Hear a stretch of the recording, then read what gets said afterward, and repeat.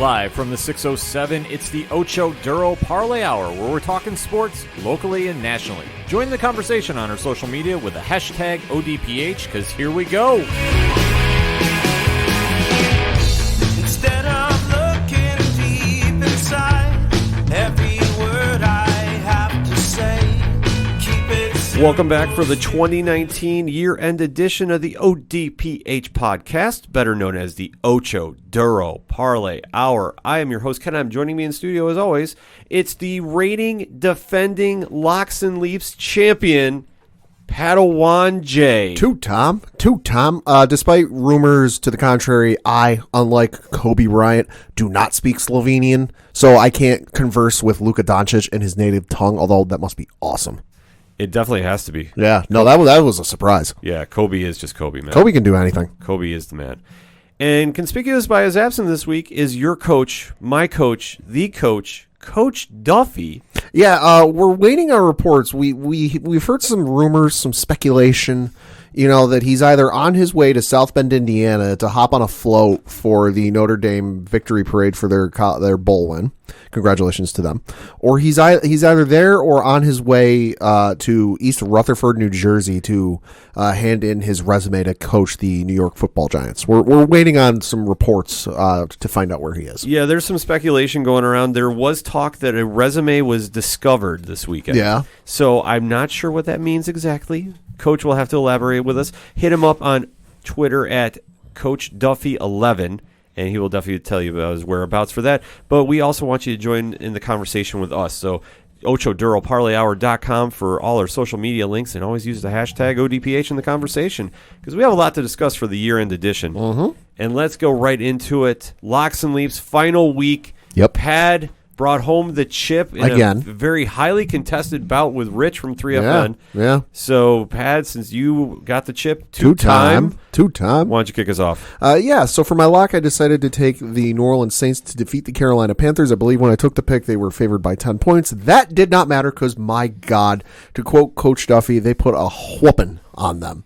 Final score was 42-10. Drew Brees, 19 of 30 for 253 yards passing, 3 touchdowns, no interceptions.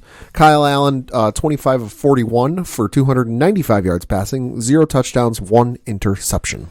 Now, this was a whooping, as Coach says. Oh, my God. And for the Saints, you got to feel good going into the playoffs now. I'll say they were firing on all cylinders because first quarter you put up 2 scores and the Carolina puts up nothing. And then in the second quarter you put up 3 scores and Carolina puts up a field goal. So you're going into the half like, hey, we put up 5 scores or whatever it is, and they've only kicked a field goal. We're doing pretty good. Right. The Saints looked on all cylinders. I mean, Drew Brees was Drew Brees, 253 and 3. And Kamara finally came alive for fantasy owners if anybody had a game left this week. And how scary is it that, they looked this good? Now, granted, I get it's Carolina. Carolina's not the best. But how scary is it that you've got the receiving core of New Orleans and how good they're looking on all offensive cylinders, and that you got the reports that they worked out Antonio Brown and that they were absolutely blown away and that they'd sign him, but the only thing hanging up, the whole train is what is his status with the league. How scary is that? It is quite scary if he does get back to being the old Antonio Brown. Yeah. But if he goes in that locker room and destroys it like he's left a trail in every locker room he's been in. Maybe except the Patriots, but the Patriots are smart enough to cover it up. Yeah.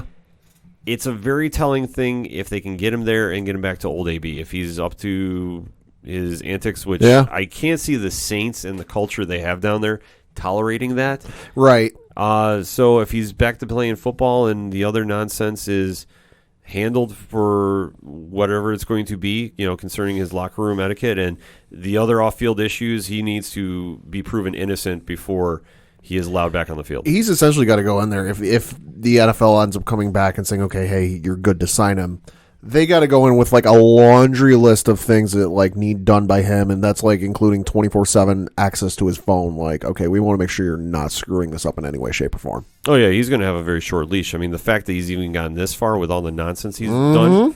I mean, I was very shocked that they even gave him a workout, to be honest with you, because with all the drama and like I say, He has to be proven completely innocent Yeah. for me to co-sign on him getting back in the league. Yeah. And I just, at this moment, I don't feel comfortable doing that. No, neither do I. So if, like I said, if they can somehow get him back to old AB, everything is cleared, then the Saints will be that much scarier. Mm-hmm. I'd say, though, getting back to the Saints in their game, I think the one thing they need to definitely work on, before they get going in their playoff run has got to be the running side of the ball because, okay, great, Drew Brees, 253 yards.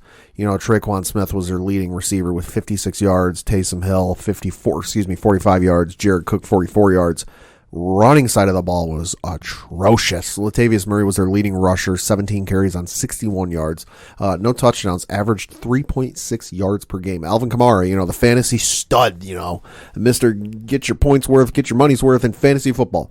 8 carries for 39 yards and 2 touchdowns. But he's still got those 2 touchdowns. That's why I said he's back in swing. So, for anybody that was having a Super Bowl this weekend, they had to be feeling very confident with him in that lineup. Yeah. But it goes to show what the Saints have built down there. And like I say, I think it was more puzzling they gave AB a tryout, but it is what it is, and it's not going to really help him this year because even if he does somehow miraculously get cleared of everything, he's not going to be allowed to play in the playoffs this year. And hey, one bright spot for Carolina this year, shout out Christian McCaffrey, eclipsed 1,000 yards this year in rushing. Well, that was the only bright spot of Carolina. Yeah. Looking back at it, I mean, their coach, they let go of Ron Rivera, earlier in the season. Already looking like he's going to land in Washington to coach the Redskins, according to reports. Yeah, which I don't know how I feel about that. Yeah, no, I'm not sure either. I really don't. It's a very tenuous, situation in Washington. There's a lot of upheaval, on the field in the front office, and you'd think he'd want to go into something maybe a little more stable. Yeah, that's one thing that anybody going in that job environment needs to kind of take in the back of their head. Yeah. You still have Dan Snyder as your owner. Yeah. Bruce Allen's gone as GM for what is there, 15 years? At least. Something like that. So it's going to be a change of culture and identity in Washington. So for Rivera, we wish him good luck if that is the case, except I thought it was a little crazy. He's already signed and they didn't do any more interviews, but to each their own. I mean, I guess, the NFL is the NFL. It's a weird place. The NFL's the NFL, but also at the same time, it's not like, these other head coaching candidates where Josh McDaniels and, all these other candidates, like they got to get permission from the team they're working for to interview them, and then usually they got to wait till the end of their playoff run. Rivera's without a job, so they could have been working on this in the interim, a couple weeks after he got let go from Carolina. Right, but I just wasn't sure with the Rooney Rule and all that comes with it. How suddenly he gets a job, because I don't think that's fair. And like I say, it is what it is. I just have a lot of about this. The timing's odd. The timing is extremely odd because the season is less than 24 hours completed. Yeah, not even. And you're already linking head coach has now become the head coach. Right. Like I say, the NFL is just a weird place sometimes. A little bit. So, obviously, with the Saints going into the playoffs, they got to feel, like I said, extremely good about this. The Antonio Brown situation, and I can't stress it enough, I can't co-sign on the move right now. Obviously, with what his off-field shenanigans have been, to put it mildly. Yeah. And like I said, unless he's proven innocent without a shadow of a doubt, I can't co-sign on this move. Well, so I definitely can't co-sign on it either. If for nothing else, then there's the laundry list of things he's done that you got to take a long, hard look at the guy, and you need to get, and even some promises or some guarantees from him wouldn't be enough for me. Yeah. I don't know what you could do or what you could get from him that at least for me would be what? Okay, I'm going to trust this guy. Because he went to New England, and New England's supposed to be the be-all, end-all. Yeah. If you can't get fixed here, you can't get fixed anywhere. Exactly. And the fact... Hello, Albert Hainsworth. Right. The Patriots have that culture built in place. The whole do-your-job mentality. That you keep all your baggage outside of the team. Yeah. And obviously, as the one game he played for him, you figured, okay, there's more that is coming out about him, that there's some character issues that need to get addressed. So, like I say, unless he's proven innocent without a shadow of a doubt, I can't co-sign on this. I'm surprised the Saints did, because you have Michael Thomas on there. I mean, you have the best wide receiver in the league, statistically. Why would you want to bring Antonio Brown and that nonsense into your locker room? But I digress. I'm not running a team. I just sit home and commentate one. So, that being said, the Saints have locked in their playoff position. Who do they have first round, Pat? They've got the Minnesota Vikings at home on Sunday, January 5th, game time 1:05 Eastern, and that is on Fox. So that'll be a very tough competition for him. Minnesota's been Yeah. playing good.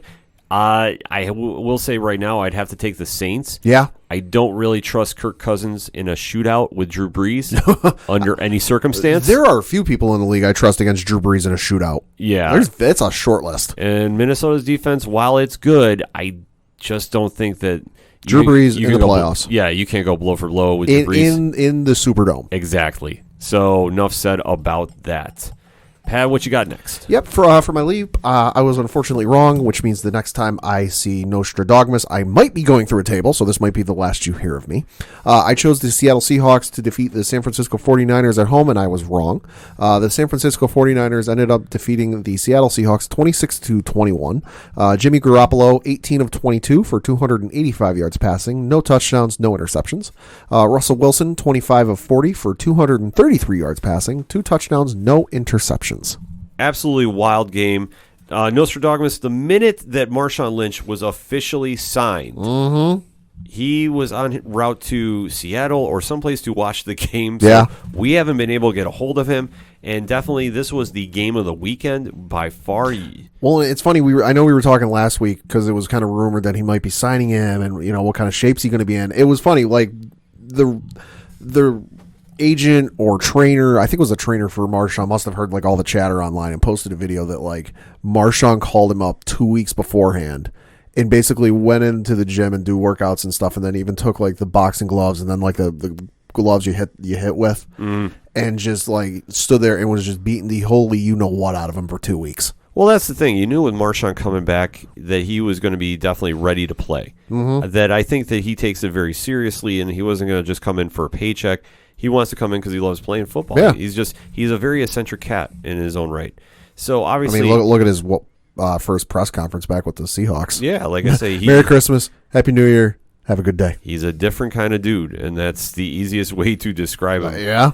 So obviously him coming back to Seattle was a big uplifting moment, and this was a game that we really saw what the NFC has to offer, because San Francisco the entire season has been a pleasant surprise. I'll say they're 13-3 and then 7-1 on the road. Yeah, which is absurd. It's very absurd because they don't really have a superstar in that lineup except maybe Kittle. And Kittle's kind of like an emerging superstar. It's not one that, like, okay, if you're a fantasy guy, you might have known the name, but like this is a name that even casual fans that like, okay, you'll watch a game here or there. You might watch the 4:30 game or the Sunday night game, but like you might not know every name. No, this is one that like he's emerging this year. Oh yeah, he's definitely emerging, and that defense too is just so solid with Bosa and if you're Arizona, I mean, you gotta be happy you took Murray in the first overall, but man, Frisco has got to be so much happier that you took him in the first. Yeah, no, this is the case where like, okay, both sides might end up working, but just San Francisco's paying out right now. Yeah, because Bosa is just playing out of his mind, and like he should get Rookie of the Year. Oh, easily. In my opinion. Easily. In my opinion, that should be a lock pretty much for him. I'm saying have a game Deebo Samuel, 2 carries for 33 yards on the rushing side. Passing side, he had 5 catches for 102 yards. Deebo has been the emerging superstar for that team. Holy cow. Yeah, I don't think people give enough credit to Frisco about that and what they have on offense, because Samuel has carried that team. I mean, Emmanuel Sanders coming there has definitely helped out Jimmy G because he has a true number one. But going into this game, though, the fact that Frisco jumped out to that early lead at half, they were up 13-0. Yeah. Give credit to the Seahawks, because it's one thing we've said on the show many times. They don't quit. No. And Pete Carroll has instilled that mentality to the Seahawks, that they just do not quit at all. And then coming back, though, they definitely came out swinging in the second half, and that's where Russell Wilson really took off and did Russell Wilson things. I guess is the easiest way you could describe it. Yeah. And then going into this second half, they really took everything that Frisco had to offer, because Frisco was up 20-7 at one point. Let's not forget. They still swung in there, and they definitely had the great game. I mean, Beast Mode got his touchdown in. Oh, yeah. So definitely that got the crowd back into the game, because the minute first carry, they were screaming. Yeah, they were absolutely screaming their heads off. They were definitely psyched, and they were ready to roll.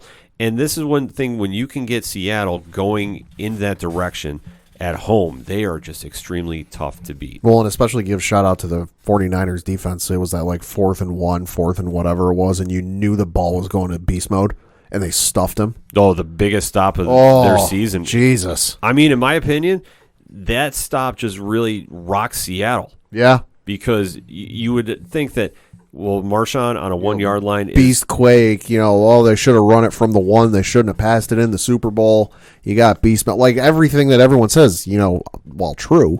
San Fran didn't blink.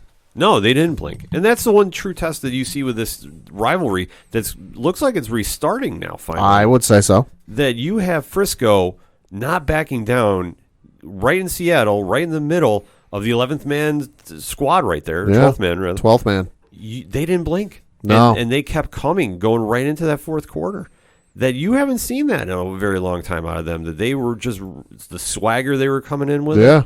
I mean, it was just phenomenal to see him go. No, that's kind of what surprised me with Deebo Samuel. Looking at the stats, 5 catches, 102 yards, like I mentioned. On the year, nothing really spectacular. 3 touchdowns, 802 yards. Averaging 14.1 yards per game. But bear in mind, he was drafted out of South Carolina in the second round of this year's draft. Yeah, going into Seattle on Sunday night, arguably the biggest game of their season. And you go into the 12th man, one of the loudest places to play in the NFL, if not North American sports, and you just don't blink and you put up 100 yards catching. Holy cow. It's absolutely phenomenal to see what he's done. Yeah. And like I say, he's done it very quietly under the radar. And then say what you will, that when it came down to that final drive that Seattle had in the fourth quarter there, I mean, Wilson was trying to do Wilson magic. And you thought when they got down close enough, he was going to do it. But give credit to where it's due. Yeah. That the Frisco defense held up, and they just made the stop of stops. Mm-hmm. That, when you thought the clock was ticking down there, too, especially, and Wilson was trying to get everybody back up to the line. Right. And then, obviously, with the game on the line, and everybody has to remember, this is going to be basically for the number 1 seed, too. Right. A league. Because, I mean, this had playoff implications all through it. This was where things just were so interesting to see how Seattle was going to go about this, and then how Frisco was going to go handle this. Right. And then, sure enough, when they got the stop in the end zone, that was the biggest deal. That when Frisco showed up and did what they needed to do, and granted, everybody's kind of questioning about calls and no calls. Right. You can't put yourself in that position because, you know what? This is one of those situations where the referees, I thought, was going to swallow the whistle anyway. Right, and it's one of those situations where we say with MMA, don't leave it up to the judges. The same can be said with football.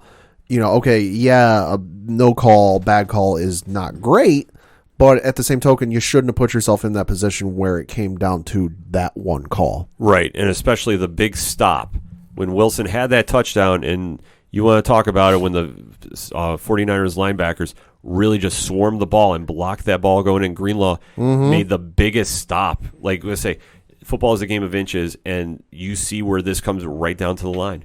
And when they stopped him on that, forget about it. So, you just have to be, for the Niners, you have to be ecstatic about everything. Yeah. And then, this, like I said, the fact that they stopped yet again, another run and that thing. Like I said, the Greenwall stop was more bigger, in my opinion. Oh, yeah. Because you knew that they were going to try making another QB sneak in or just go over the line. So everybody knew the ball was going over the middle. Oh, and yeah. do you think, let me ask you this, being the Patriots fan. Sure.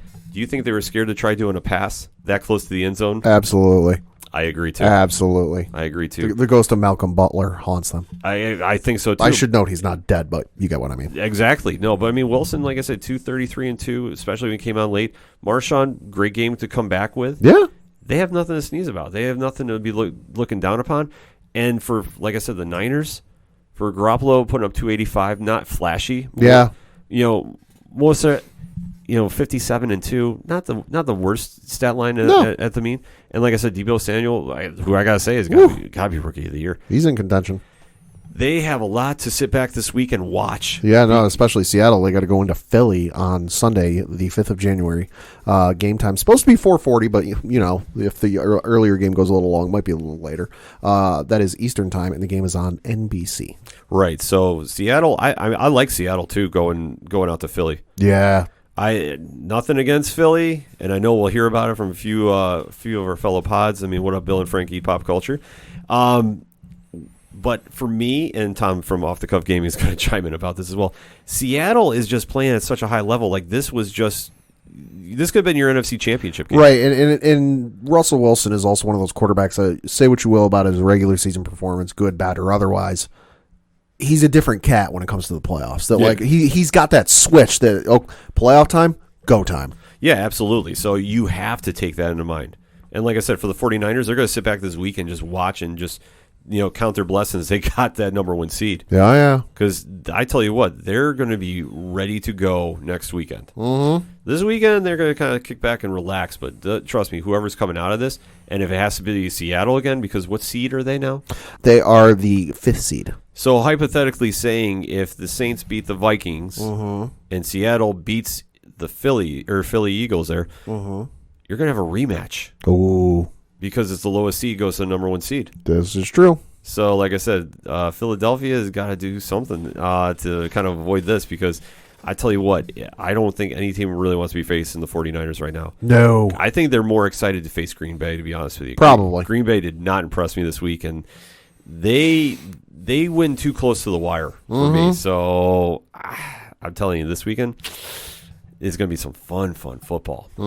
So that being said, I mean, we both shared on the Leap this week. Right. So the lock, I don't think I need to really address too much. I mean, the Colts, what can you really say? The season was basically a wash, and getting smoked by Jacksonville with Doug Marrone on his way out the door. Let's say the 10th seed team in the AFC lost to the 12th seed AFC team. Yeah, so I'm going to actually pass that. So let's talk about those Philadelphia Eagles, shall we? Yeah, because this game had a lot of implications in it. Kind of sucks that both games were, this game and then the Cowboys game was on Fox, because the Eagles and the Cowboys were both going up for the NFC East title. It was wild. We here in the Northeast had the Eagles game on because, Giants. And it was fun to watch this game, especially because I don't remember what site it was or where it was they had this going from. They had a percentage going of what percentage chance the Eagles would have to make the playoffs. And anytime they would cut away to a highlight or something from the Dallas game, they would have an updated percentage of all right, this was the Eagles' percent chance to make it in the playoffs before the game. This is their percentage now. It was fun to watch. But the Eagles ended up defeating the New York Giants by the final score of 34-17. Carson Wentz, 23 of 40 for 1 touchdown and no interceptions. Daniel Jones, 28 of 47 for 301 yards, 1 touchdown, 1 interception. 2 words for you. Boston Scott. Yes. Holy cow. Who? Yeah, no, exactly. Who? I've never heard this player announced before. And yet alone, 54-3 out of nowhere. And because their starting rusher for Philly, Miles Sanders, ended up going down with an injury. I want to say it was the second or third quarter, whatever it was. But lo and behold, Boston Scott comes in, second-year running back out of Louisiana Tech. Comes in and 19 carries, 54 yards, 3 touchdowns. A rags to riches story. Got drafted by I don't remember who they said, but was on the practice squad. Got signed by the Eagles. Really hadn't seen a whole lot of action. I mean, you look at his season stats, he's got 61 attempts for 245 yards and 5 touchdowns. 2/3 of those are yesterday. Yeah. So now a man has become a legend overnight. The man for at least a week won't have to buy any drinks in Philly. If he screws up on Sunday, he'll be booed. Oh, he'll be booed ruthlessly. They'll run him out of town if he screws up this weekend. Yeah. So what else can you really say? Philly did what Philly needed to do.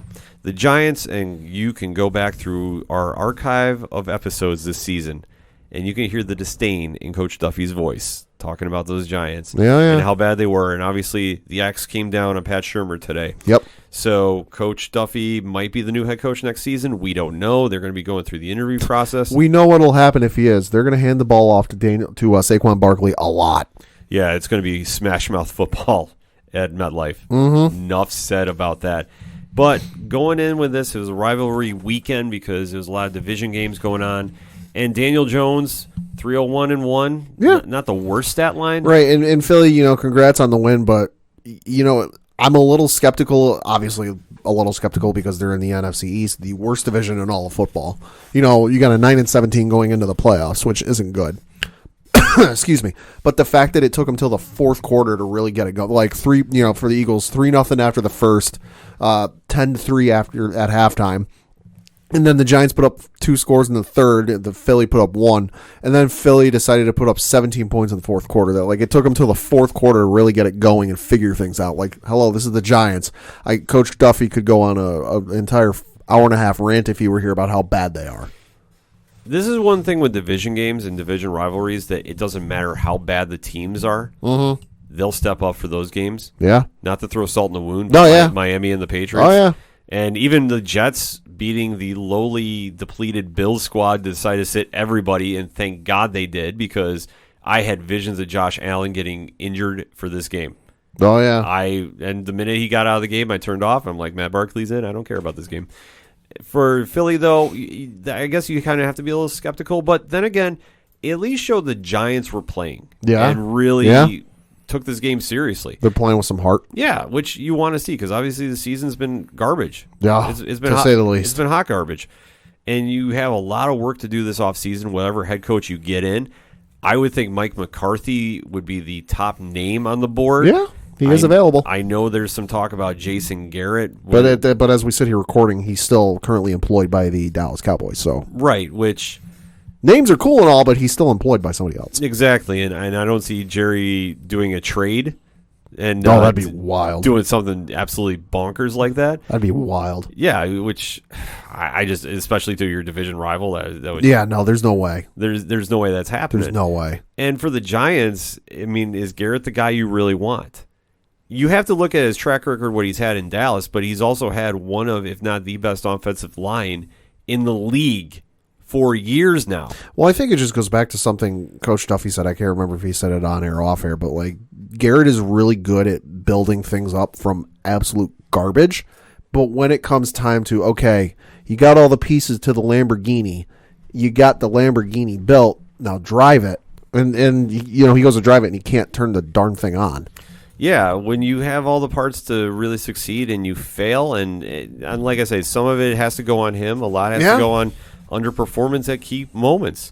Yeah, and it's one of those things, you know, he's got a very good quarterback. You know, I get Dak's performance has been spotty at best, but he's still very good. He's very serviceable. He's got a good running back. He's got arguably maybe one of the best receiving corps in all of football. When you look at, you know, they got Gallup, Amari Cooper, Randall Cobb, you know, and just like you said, that offensive line, like they should be putting up points like nobody's business. But you look at their game yesterday, they put up, and we'll talk about this game in a minute, they put up 47 points. That was the most points they put up all year, and they waited until the last game of the year. Yeah, so really at this stage, I mean, the game was on the line. They needed to win that one, and they did what they needed to do against Washington. Oh, yeah. But too little, too late. I mean, you put yourself in that kind of perspective, you're not going to pull this off. No. And you needed a lot of luck. You needed a lowly Giants team to pull a miracle out. Well, so you need to go like a witch doctor and start making like deals with them. Yeah, like you needed something to happen that just wasn't going to happen. Yeah. And Dallas, like I say, I think you do have to get rid of Garrett as your coach. Uh-huh. I don't think there's any proper way to keep him on at this stage. You need to do something to shake it up, and failure to do it is just not going to make it happen. Oh, yeah. So that being said, they need to make that switch. If they get Freddie Kitchens, I will completely rip them apart the entire season next year. I mean, I made that joke with somebody, but I don't think it'll actually happen. Oh, my God. I made that joke this morning to somebody. I was like, oh, what are the odds they hire Freddie Kitchens? I want to touch upon this, like, when we get a sec, too, about Kitchens. Okay. But let's just sum this up. Philly, congratulations. You locked up the worst division in the league. You won the golden trash bag. Exactly. You have a Seattle team that is coming off a they're hot, very tough loss, but they're one of the hottest teams in the league. If you are going to make anybody convinced that you are a contender, you need to make a statement win this weekend. Mm-hmm. I don't think it's going to happen. I just don't think that this Philly team is ready for that, but prove me wrong. Yeah. I'd love to be proved wrong about this. So we'll have to wait and see about that. If we're going to talk about Dallas, I mean, what can you say about that stat line, Pat? Dallas ended up winning the game 47-16, doing what they needed to. However, like we said, Philly won, so they did not win the division. Which, how wild would it have been if Dallas won the division at 8-8, and you would have had an 8-8 team making it in the playoffs? Just wild. Dak Prescott, 23 of 33 for 303 yards, 4 touchdowns, no interceptions. Case Keenum, 18 of 37 for 206 yards, 1 touchdown, 1 interception. And Ezekiel Elliott, 18 for 122 and 1. Yeah, and then Michael Gallup, 5 catches for 98 yards and 3 touchdowns. So Dallas did what they should have done all season. Yeah. Should be a Dallas score every week. You have that much talent on your offense. Right, and I mean, I'm looking at their schedule from this season. They had a week 6 loss against the Jets, which they should have won. Then they also had a week 14 loss against the Chicago Bears, which should have won. So there's in the other ones. Okay, they lost to New Orleans and Green Bay, but who's should have beat them? That's hard to say. But the Jets aren't all that great. Chicago's god awful. Those are 2 teams that you should have beaten, and you would have been maybe a little rough situation going into this weekend or this past weekend, but it wouldn't have been as bad as what you were in. Yeah, just Dallas. I mean, we always say, who is Atlanta? What is Atlanta? Dallas, we know what you are. Yeah. Underperforming, underachieving. Very much so. And it has to go on Garrett's shoulders. And here's the other thing you got to wonder. They still haven't paid Dak. Dak still needs his new deal. And he's very, very salty about that. I don't know if you've seen some of those press conferences. Yeah. Which I can't. Okay, I can fault him to a degree. Because if he still thinks he's going to get $40 million, you $40 million put him in concussion protocol. Yeah. He's out of his mind. Yeah, I mean, for the season, he had 4,902 yards, which was good for second in the league, 30 touchdowns, which was good for fourth in the league, 11 interceptions, which was good for 19th in the league, and his QBR was 70.6, which was good for fourth in the league. Like, I think good numbers, but again, your team was 8-8. Yeah. Should he get paid? Yes. I will be the first one to say he should get paid. Oh yeah, absolutely. I'd be okay if he got somewhere around 20-25 million a year. Sure. I could handle it. Sure. The only way I could stomach, the numbers he's talking is if they went like 13-3, 14-2, something absurd, and he set like a single season passing yards record, single season touchdowns record, fewest interceptions in a season. Like he was just putting out mad numbers. I'm like, no, yeah, pay the guy, but they were average. Yeah, well, statistically, they were enough that he's around the 20-25 mil range. Yeah. I will say that. I mean, you look at the other quarterbacks that are in that range, and Pat, I'm not going to ask you to look for him. Oh, yeah. But if you look statistically to those guys getting paid around that neck of the woods, Dak is in that conversation. And statistically, he's put up those numbers. What I think is going to happen with him is you're going to franchise him, which is going to tick him the heck off. Mm-hmm. And with everything going on with, you just gave Ezekiel Elliott $60 million or whatever you paid him. Yeah. You are going to say, I don't have enough money for you, the guy who's been leading my team, who has been the model cowboy for since he's took the starting role over. I can understand why Dak has been a little. Just for the record, in terms of average salary, $25 million would put him in the Derek Carr or Drew Brees territory. And you know what? I will say at this stage, I'm okay with that. Even with Brees' numbers, I'm okay with that. Yeah. And I think that Dak deserves that. But I'm still going to say he has got to be so mad at the organization if they can't come to a deal. And if they franchise him, especially, like I said, he's done everything they've asked him to do. And they gave him weapons to get this done with. Yeah. The play calling, it has to come down to either Kellen Moore or Garrett. One of them's got to go, if not both of them's got to go. Oh, yeah. No, I would imagine both of them are going to go. Just because you look at, okay, they had good games, but by and large, their offense was just bad. Yeah. And it comes down to, I think Garrett's got to go, and I think Moore's got to go as well. You got to change everything. Yeah, you absolutely have to. I mean, there's no way around it. That you have to really change something there, and something big has to happen. There's not enough money to go around for all those players. No. So either you try getting Elliott to restructure his deal, which good luck. Yeah.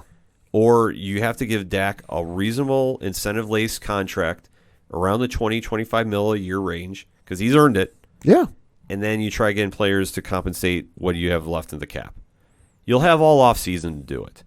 But when you have to make a coaching decision, at this stage, you got to get rid of Garrett. I cannot fathom you keeping him around under any circumstance. And I think it's time for a change. Now, whoever takes that over... Freddie Kitchens. I tell you what, if it's him, I will go completely bananas on the Cowboys. Like, that'll go to, like, Dolphins level of just sheer anger. I mean, shout out to Robin's dad from Black Case Diaries, because Browns are like a second team to me. Mm-hmm. And I know he's a Browns fan from what I've been told by Robin. And I understand his pain this season because the Browns at least were smart enough. They have all the talent in the world, and they got rid of Kitchens after how many times have they caught him on camera saying, I don't know what I'm doing. Yeah, more than once. Right. So that being said, you have all that talent in the world. You only produce a 6-win season. Mm-hmm. It falls on you. I'm not wishing anybody to get fired, but if the Browns are going to step forward, they made the right decision. You got beat by the Bengals, who had nothing to play for. No. And the Browns, I mean, obviously, they had just pride to play for and just losing to the worst team in the league. Yeah. Who is going to have the number 1 draft pick. Like, they had the number 1 draft pick locked up before this game. This game had no, terms of, like, anything to do with that pick. Yeah. It was already done, dealed, signed, and delivered. They're on the clock. So they were just playing for house money. They're like, we're just playing for pride. Yeah. But you get smoked by your cross-state rival. Yeah. Something had to give. And like I say, I'm sorry to see Kitchens get fired. I don't like seeing anybody get fired, but he can't be a head coach. It showed. There's signs that he wasn't controlling that team. Yeah. All those egos. Oh, God. You need a strong presence in that locker room. You need a Belichick. You need a Tomlin. You need, even a Sean Payton.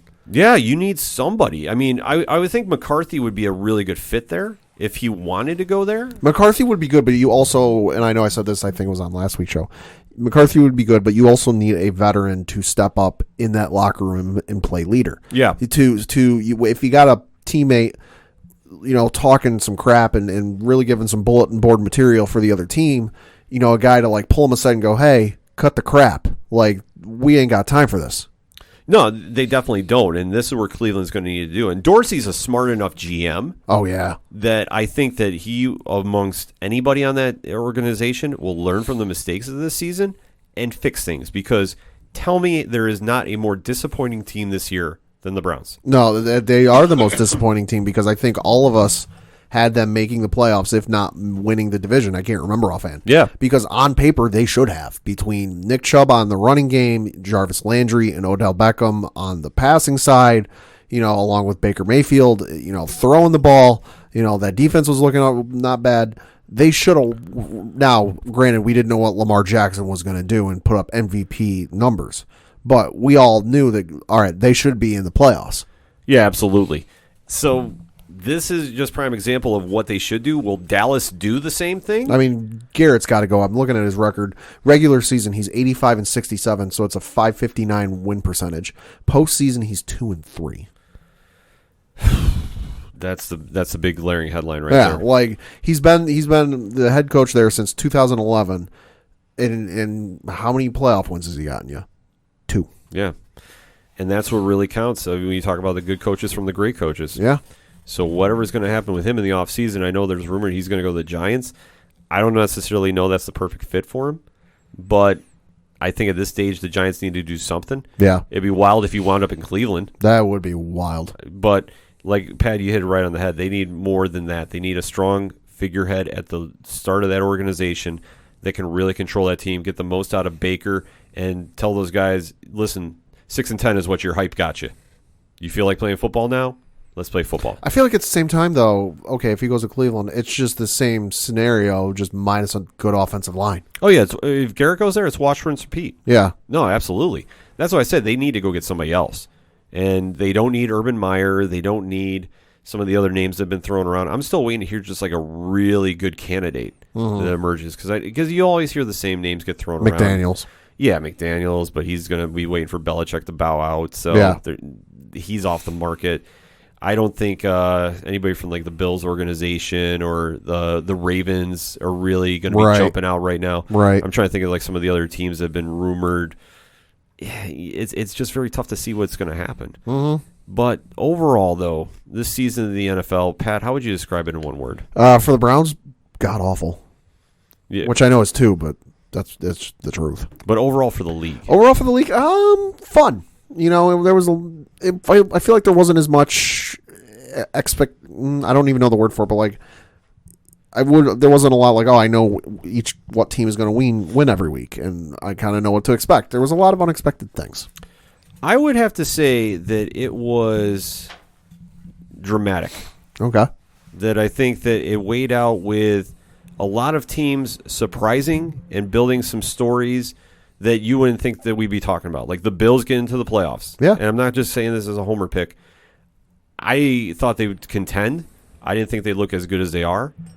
Who really had San Francisco being the creme de la creme of the NFC? Only those in the San Francisco Bay Area. And what better story this year than Lamar Jackson and the emergence after that abysmal playoff game last year? Yeah. That now he is your clean-cut MVP. Big Trust is the MVP. Enough said. Drop the mic. Give him the awards. Just give it to him now. That you see the playoff picture that we have here, definitely different than what we saw at the beginning of the year. Oh, absolutely. But like I say, it was dramatic in the good sense. There was a lot of bad drama too. I mean, you want to talk AB, you want to talk the ugly incident with the Browns and Myles Garrett. Mm-hmm. I mean, I'm sure I'm missing more just because, unfortunately, it's what happens. But overall, the drama of the league has carried enough through for the season to make it a very memorable one. What's going to happen in the playoffs this weekend is anybody's guess, but we definitely want to keep that conversation going. Hit us up on the hashtag ODPH. What is your thoughts of this past week's NFL action and the season in general for the regular season? We definitely want to know. We're going to take a quick break. We'll be right back.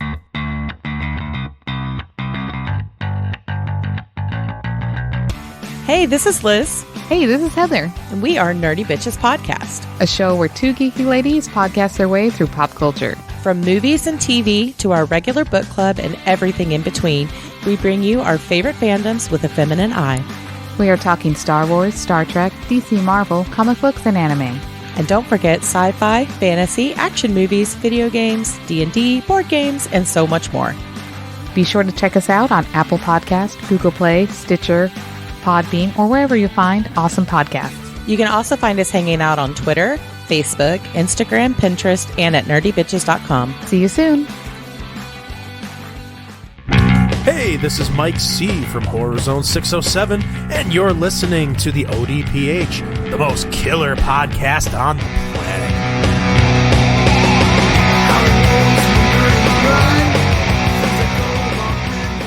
Coming back for segment number 2 on this year-end edition of the ODPH podcast. And we have to keep the football talk going, but let us talk college football. Yeah. Big weekend this past weekend. Who is going to win the national championship? We now know who are in the dance. Yes. That's coming in January. Yes. One very exciting game, one blowout. A barn burner. Yeah, if you want to call it that, but I think that barn was burned in the first half. Yeah. Ridiculously. So oh, my Lord. Let us jump in there, Pad. You got the stats? Yeah, so, of course, the barn burner we're referring to is the absolute, again, to quote Coach Duffy, whooping that the LSU Tigers put on the Oklahoma Sooners, defeating them by the final score of 63, yes, you heard me right, 6-3 to 28. Joe Burrow, of course, Heisman Trophy winner, 29 of 39 for 493 yards. And I hope you're sitting down when you hear this. 7 touchdowns. That's right.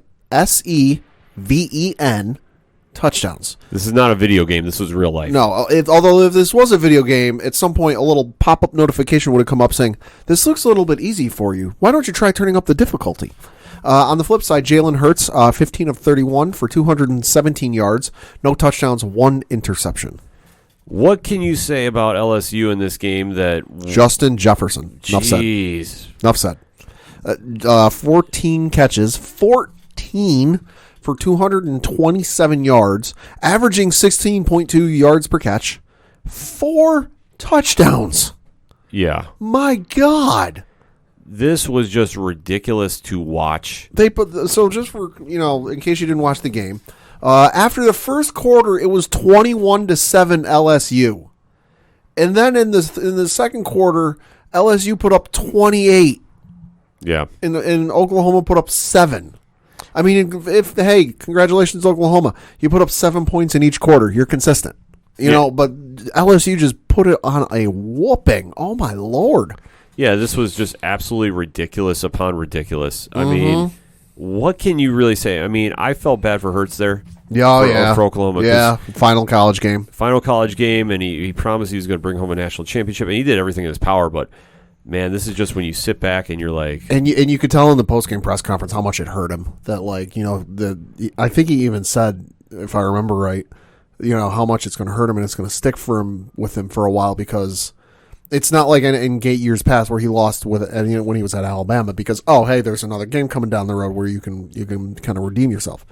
There's no redeeming this. That, like, this is his swan song for college football. yeah, no, it was a wrap.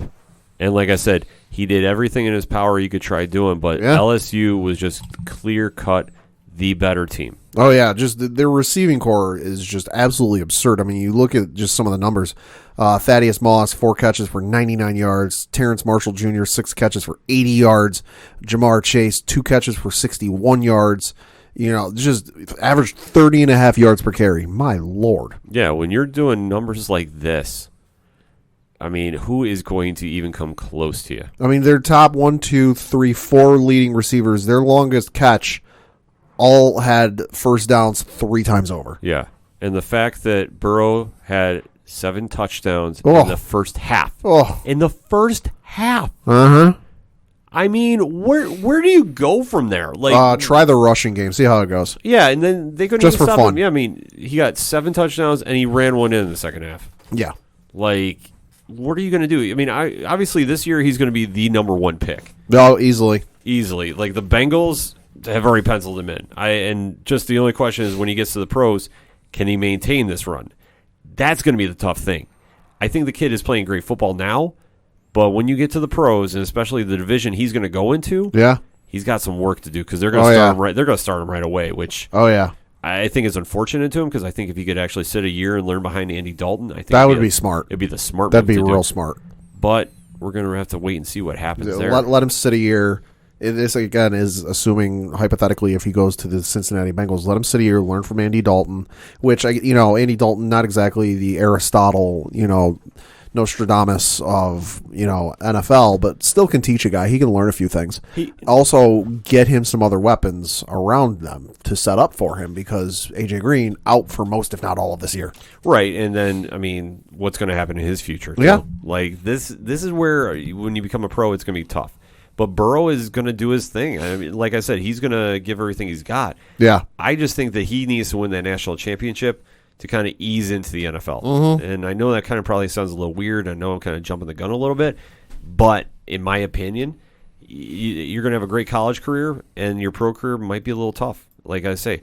And this is where your bowl games define you. And, like, what did you win? And this is what's going to come down. To put up a performance like you did with 7 touchdowns first half. That's insane. And like I say, you touched upon, too, Justin Jefferson, 227 rather, and 4 touchdowns. Uh-huh. Ridiculous. Hey, New England, if he ends up going out in the draft this year, he being Justin Jefferson, go get him. You can't fault him. No. You can't fault him on that. And like I said, for Hurts, it's bittersweet, but to get out of the shadow of Tua, he took a chance, rolled the dice, got to the playoff game. I mean, you can't fault him on that. And like I said, he did everything in his power to try winning that game. 217, 0 touchdowns, but he ran for 2. Right, so. and I mean, he had a good year of 3,851 yards, good for 8th in college football. 32 touchdowns, which was tied for 11th, and then only 8 interceptions, which was tied for 61st. Yeah, good numbers. Good numbers, and like I think he'll be a very good pro. I don't think he'll be a great pro, but I think he'll be good. And like I say, he'll be that kind of like Joe Flacco level of, like, he's very good and he's elite, but he's not like Aaron Rodgers, Tom Brady, Drew Brees elite. Although, who knows? He could prove us wrong. I hope some of these quarterbacks prove us wrong. Like, anybody that I kind of rip on here, I hope they do prove me wrong. Yeah. I'm just giving my opinion as just somebody that sits home and watches the games. So what do I know? But I just sound good when I do it. Either way, like I say, LSU looked like the number 1 team in the country as they've earned that right. Mm-hmm. Obviously, 63-28 was a huge stepping stone. So they got to the dance. They punched their ticket for the national championship. Who is going to go dancing with them, Pat? That would be the Clemson Tigers defeating the Ohio State Buckeyes in the PlayStation Fiesta Bowl by the final score of 29-3. Trevor Lawrence, 18 of 33 for 259 yards passing, 2 touchdowns, no interceptions. And then Justin Fields, 30 of 46 for 320 yards, 1 touchdown, 2 interceptions. Now, this was more of a game. Uh-huh. And I think that I think Dog and I were the only people that took Clemson last week. I think so. And I will say this. If we're talking about college quarterbacks that are going to be amazing pros, nobody's coming near Lawrence. What this kid has been doing in such a short amount of time, who has put on that much fire since he's came out? Very few. I would say the last one maybe, and you can argue about this, was Andrew Luck. Yeah. You could argue that. I mean, I'm not saying he's going to be identical because I think Lawrence is more of an athletic quarterback than Luck was at this stage. But I think that going into this, Lawrence needed this win to solidify everything we've known that he's done. Because, I mean, sure, you win a national championship behind one of the best teams in the land. Mm-hmm. Congratulations. How can you do it again? The fact that he's punched his ticket to get back there, and like I say, he is arguably the best quarterback in college football. Mm-hmm. Burrow is a good quarterback, no question of that. But in my opinion, Lawrence has been the guy for 2 years now. Well, so yeah, a word to the wise to the Clemson offensive or the Clemson coaching staff. When you're going up against LSU, and I'm sure you know this, but hey, bears repeating, don't plan for the run. Yeah. Oh, my Lord. They'll bury you. They will bury you. Mm-hmm. So, obviously, going in with this game, a little controversy here and there. Yeah. A little overturn calls at late, which you hate seeing. And I know we talked about this a little bit with the Seattle-San Francisco game with the pros, but this is one where, you know, certain calls did not go the way of Ohio State. Yep. I kind of questioned some of them, but at the end of the day, you do it on the field, and like I said, Clemson hung with them. Yeah. And you just hate to see a game get marred by that. Right. Because that's just not what you really want to do at all, in any which way, shape, or form. And the fact that you have just a questionable call late that, you know, should have gone Ohio State's way. Yeah. I'm sorry. I don't want to dwell on it too much because I hate saying, okay, one play will cost you your year. But I mean, you could argue one play cost Ohio State their year when they went for Trevor Lawrence's head. Well, that's another. And according to Trevor Lawrence, that's what motivated Clemson. Yeah. And that's the thing. You'll see stuff like that happen. But like I know that there's a lot of Ohio State players that were just, you know, or fans rather, that were saying, "Oh, well, you know, the ref screwed us out of this." No, not really. The fact that you gave up the ball late, like I said, and you gave Lawrence that much of a chance, and you got him motivated because, yeah, like I said, when they thought he was going for his head, he took a little chip on his shoulder, and that's what you want to see out of a quarterback. That you want to see some fire that'll light up the team because, like I said, Clemson did not have the greatest statistic year per se. Still undefeated. Yeah. So you can't argue that. But like I say, the fact that they hung in there, and like I said, the first half they looked rough. They looked very rough. But when they started making it count late in the second, this is where good teams show up. Like I said, at the end of the game, you just look at the score. You don't really look at how you got there. Mm-hmm. But we're the ones who analyze that stuff. And like I say, they had a lot of questionable penalties. Like I say. And the targeting foul was the one that was really the backbreaker. Yeah. Because when you give a team like Clemson that much motivation to get in, you can't do that. It's like bulletin board material. You just can't. Mm-hmm. And like I said, they did what they could, and they definitely made some stuff happen. And like you say, you look at that second half, that's where Clemson really came alive. Fields, I mean, he tried hanging in there, but like I say, Lawrence is just a better quarterback. Mm-hmm. And that's going to happen. I mean, when you get picked off with 37 seconds left, yep. What are you going to do? I mean, it's you can only do so much in your hands. And then that's, like I said, when the plays break down and somebody breaks a route and it just all goes up in smoke, it is what it is. Mm-hmm. But Lawrence, I mean, he showed why he's the number one quarterback that's going to be drafted in 2 years. Not this coming year, but the one after. He is going to be your lock. I can't see how any team passes on him than he's a quarterback. I'm just glad it's not the Bills. The only way I can see, and God forbid something like this actually happens, is unless he gets hurt. Yeah. Like, because you look at a situation like Tua locked to be number one, no team's going to pass on him if they get the opportunity, and then he gets hurt. Yeah, I mean, that's going to be the one thing. But like I say, I'm just hoping the Bills are not going to be that bad that they need the number one pick. I don't think so. That's what I'm saying right now. But for a team that's going to need him, and you could see that if you get him in a situation where you have a stout defense and you need an offensive spark, Chicago comes to mind. Yeah. This is where Lawrence would step up. But now we have our national championship game. Mm-hmm. And like I said, looking at that stat line, Lawrence looked amazing. Oh, yeah. And he showed that moxie that you want to see out of your quarterback, especially when you're going late. This is what you need to do. And this is where this comes into who is going to be the last one standing, Burrow or Lawrence. Like I said, Lawrence does it on the ground, and he does it in the air, too. From 259 and 2, 107 and 1. This is where quarterbacks step up and really make something happen. Can Burrow outshoot him in a shootout? I don't know.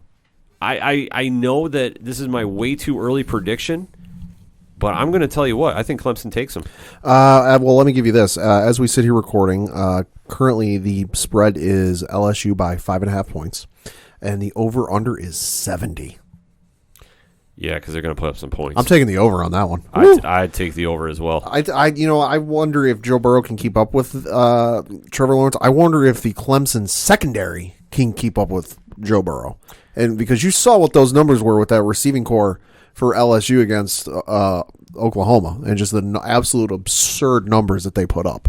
This is going to be the telling thing, is which defense is going to gas out first. Well, yeah, because that's exactly what's going to happen. I mean, no matter what you want to say otherwise, that's exactly what's going to happen. It's going to be who is going to win that late second half, because it's going to be a shootout to begin with. And like I say, we have enough time to wait on this. I mean, the national championship, Monday, January 13th. Yep, so that's 2 weeks away. New Orleans, they got 2 weeks to rest up. This is where teams are going to be scheming and game planning. And like I say, I'll give you my bold prediction right now. I think Clemson takes this one. Okay. Give me the experienced hand over the young gun. I will always take that. I know Coach Duffy is probably going to listen to this and be screaming from MetLife Stadium during the middle of his interview. Hopefully he's not listening during the interview. But I could see him going LSU about this one. So you have any feelings off the gate? The way too early prediction, Pat? One team put up 63 points in video game-like numbers. I'm going LSU.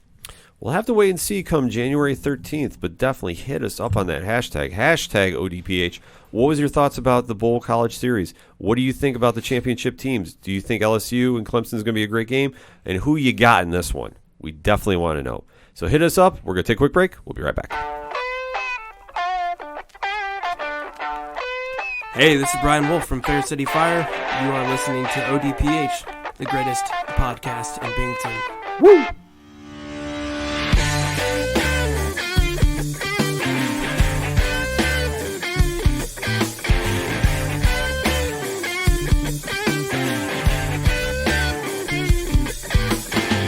Hot lips touching, cool thighs feeling, shawty running up, her spine spinning, long day to a long night, but I'm not stopping till I get it right. Coming back for segment number 3 on this year-end edition of the ODPH podcast. And let's talk some wrestling. Let's run those ropes, shall we? Now, this week is a big week if you are listening to 3FNW, which I actually was guesting on with Rich from 3 Fat Nerds. Shout out to Rich Run and hashtag Big Natty Cool. Hashtag challenge accepted. Hashtag I can't keep saying them, otherwise we're going to be here another 25 minutes and we can't get to the segment. The one and only Big Natty Cool himself, Diesel.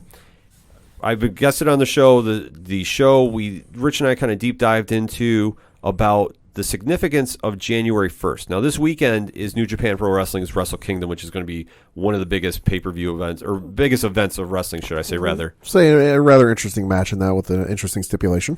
Yes, which is going to kind of tie into what we're talking about here per se. Mm-hmm. And that is January 1st, AEW is touting a live show called Homecoming, which they're going back to Jacksonville, Florida, where it all started per se, way back when, earlier this year in 2019. Yep.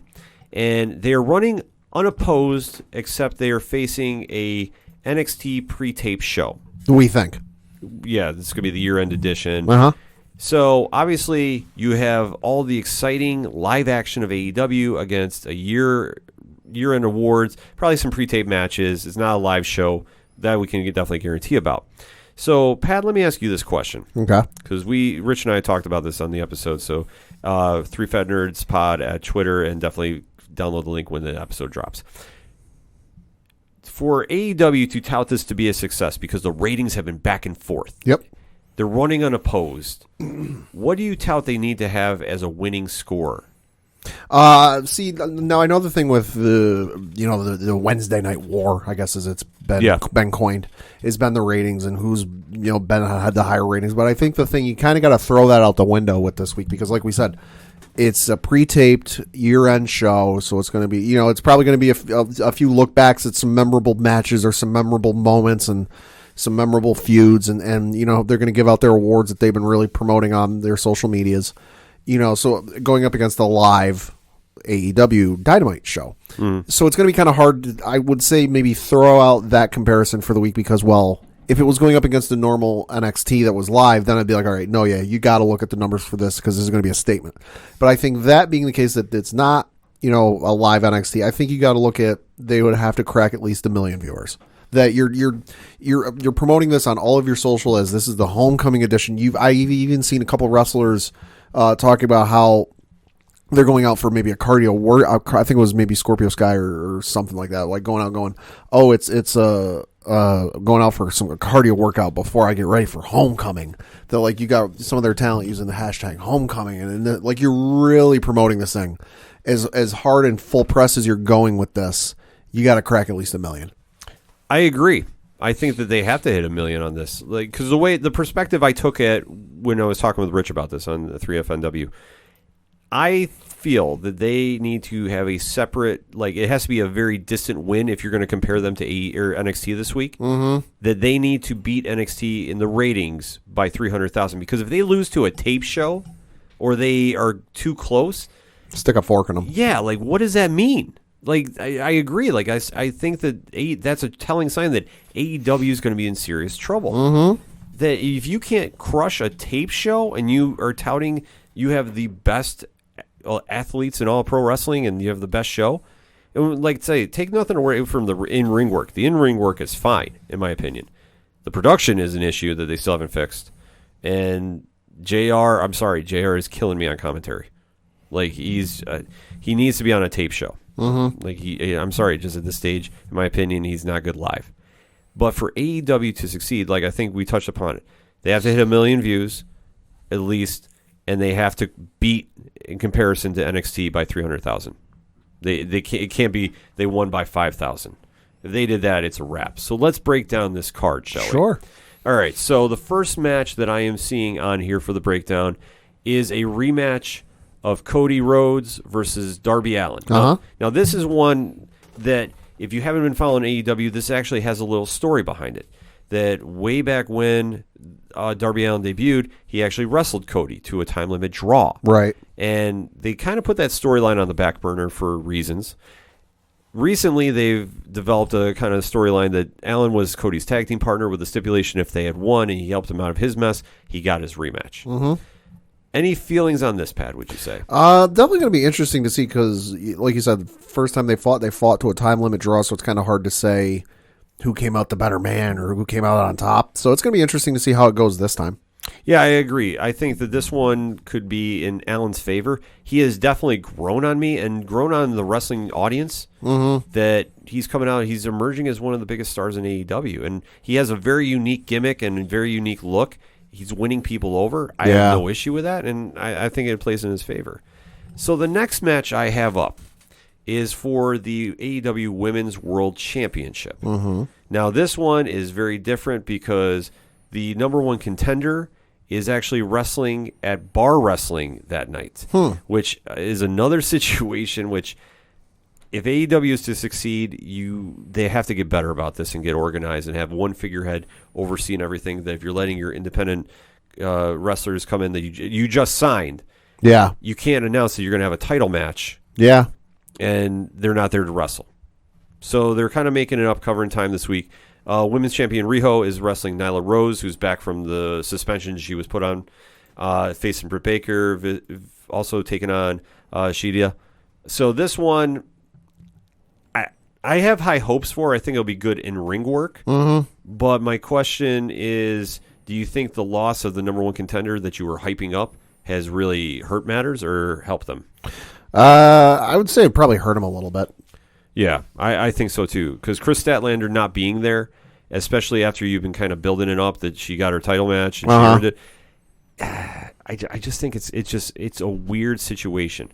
But I think that if anything that we have seen in wrestling, if something happens, this is time for somebody else to show up. And really stand out. I mean, Shida could do it. Nyla Rose, it'd be a great story too for Britt Baker. So this one could be a little stealer on the card, which, like I say, I'm really kind of waiting to see what we get out of this one because, like I said, without Statlander there, it's like why? Yeah. Why do the hype? Yet again, another issue I have with the production. But I digress. Next up, we have Sammy Guevara versus Dustin Rhodes. A little payback for a storyline that happened earlier with Cody facing the Inner Circle, and this is kind of more of a continuation of it. Any feelings on this one, Pat? This is going to be hard hitting.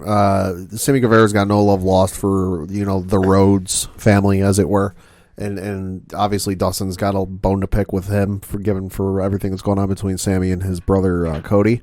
This one's gonna be real stiff, not unintentionally so. I think they're going to both go into agreement. All right, let's have a good match, but also let's throw a few stiff ones. Well, this one is going to be just fun for me. I'm a huge Sammy Guevara mark. I've been following him since Wrestle Circus, when he wrestled with our good friend George Gatton. Sammy's got all the tools to really break out and step up, and I think him being with Chris Jericho has only helped his confidence, and really he's set for a breakout year. Dustin, who ironically is the reason Cody does not own the name Dusty Rhodes, and copyright reasons. Yeah. Which, Pat, you want to talk about that a little bit? Yeah. So Cody was attempting to get the copyright claim to Dusty Rhodes' name, and understandably so, it's his father. Was not able to get so, although through he was able to get they were able to get the copyrights to some of the old WCW. Pay-per-view titles. I forget the list, but I was reading a few earlier. I think Bash at the Beach was one of them. There was Slammiversary, I think, was another one of them, or something like that. But was not able to get the Dusty Rhodes copyright, not through anything Vince McMahon or anybody over at WWE did. No, it's just the simple fact that Dusty Rhodes is too close in spelling and pronunciation and everything else in the English language to Dustin Rhodes, which Dustin Rhodes has that copyright. So was not able to get it. There's a whole couple of recourses they could go through. They could make an appeal, or they could go some other routes, but remains to be seen what they'll do. Yeah, I thought for the longest time Cody had said he had the rights. So I think to Rhodes he might, but to Dusty specifically, no. Yeah, see, I'm not really sure, but I just thought it was kind of copyright's weird. Yeah, when I heard it. So obviously this one, it's going to be a fun match. I like Sammy in this one if I got to make a choice. Then we go to what I think is going to maybe have an effect over in Wrestle Kingdom. And this is, on storyline purposes for AEW, Chris Jericho, the champion, has offered Jon Moxley a spot in the Inner Circle. Yep. So both of those gentlemen have matches this weekend in New Japan's Wrestle Kingdom. I'm wondering if this is going to have any factor of going in with this, because, Pat, you know that there is a certain stipulation that Chris Jericho threw out? Yeah, so there's a stipulation that I forget who he's facing this weekend. Tanahashi, thank you. This weekend at Wrestle Kingdom, where I think it was initially thrown out by his challenger that, hey, if I beat him, I should get an AEW title match.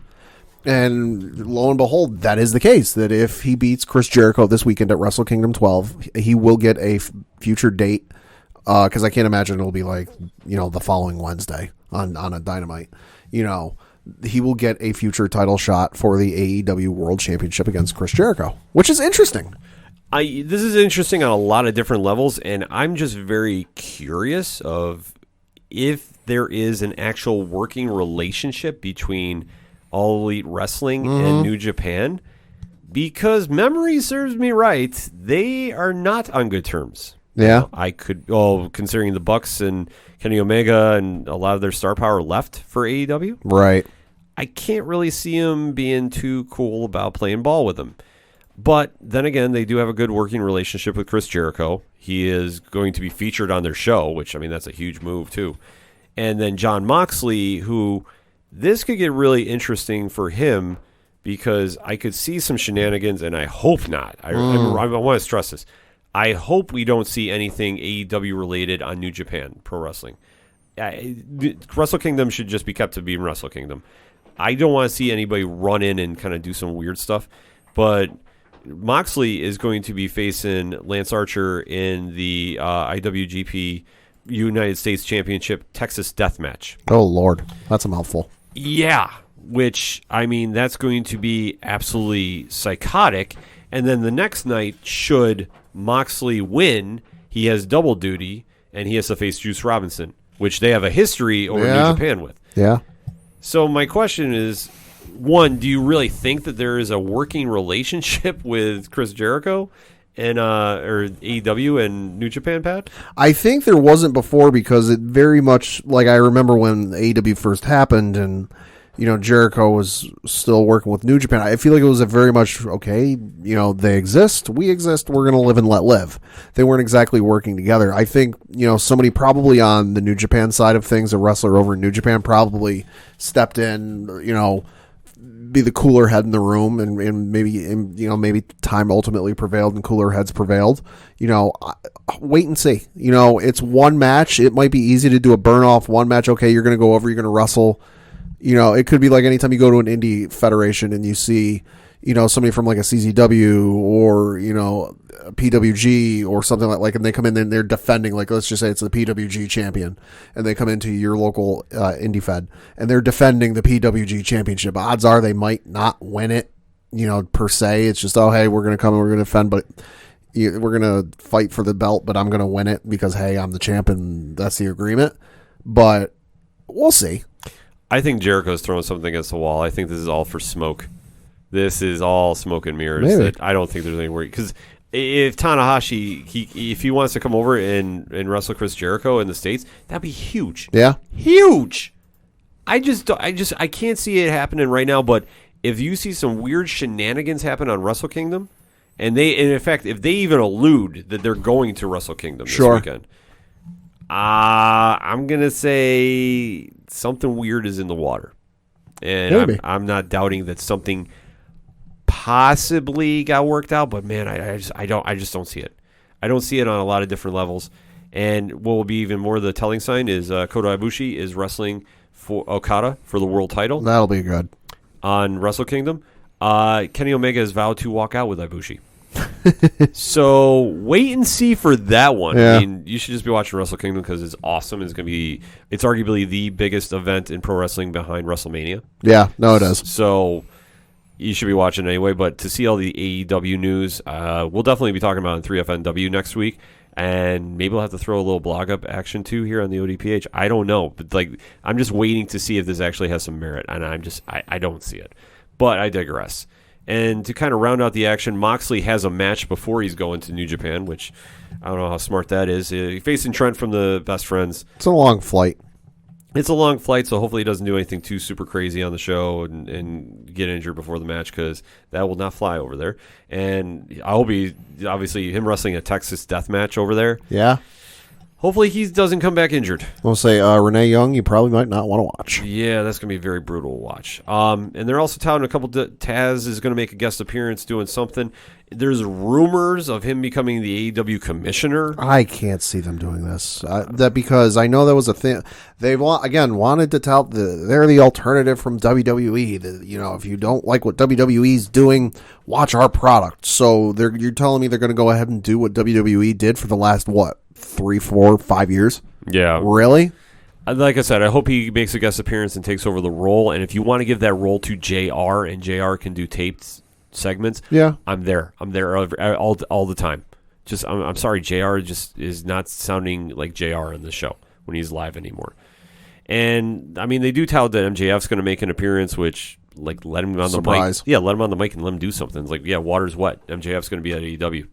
We all know it. Just wait, MJF's going to be at AEW? No. Yeah, it's you don't have to really. It's like telling me Roman Reigns is going to be on Friday Night SmackDown. Yeah, it's just no kidding. Let him lose on the mic and give him an actual storyline to roll with, because Cody's tied up in 3 right now. It's it's so messy.